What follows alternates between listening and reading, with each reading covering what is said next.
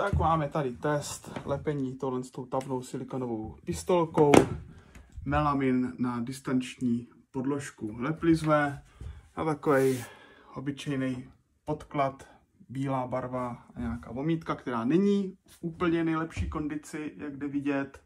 Určitě, kdybych to dělal na ostro, tak bych si to napenetroval. Určitě napenetrovat. Vždycky. Teď jsem to nedělal. Není to žádný hrubý štuk, ale je to taková lehce krupičková prostě barva. A tak též jsem tady ten čtverec 60 na 60 cm přilepil cvičně jenom na 2 podložky.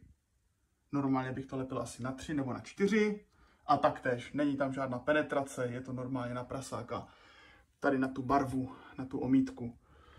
Takže určitě doporučuji penetraci, protože to se může loupat i s barvou.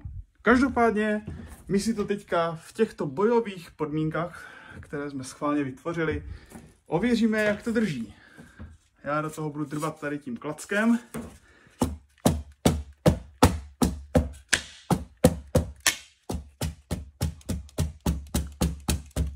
A i když nemáme napenetrováno a máme to přilepené tak cvičně, tak to prostě dá hodně práce to urazit.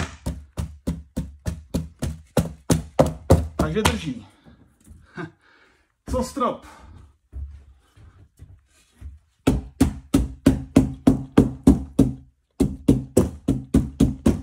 Schválně drbu do těch krajů, kde to není, že se to tak nahýbá ten panel. Oni jsou totiž jenom uprostřed, takže fakt tomu dávám zavrap.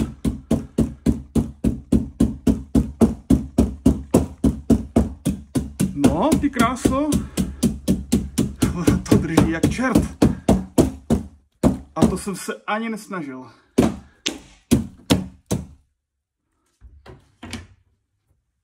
Zajímavé. Takže vypadá to, že to drží. Teď se mi to tady odlepilo na tady tom jednom místě. Ale prostě šlo vidět, jak jsem do toho musel hodně drbat. A je to na stropě, do toho životě nikdo drbat nebude.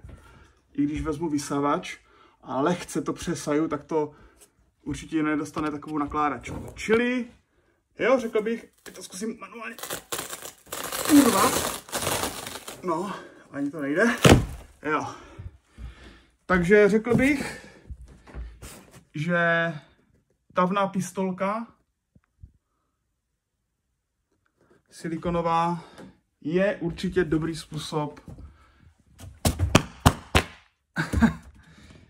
jak přilepit melamin na distanční podložky a na strop nebo na stěnu.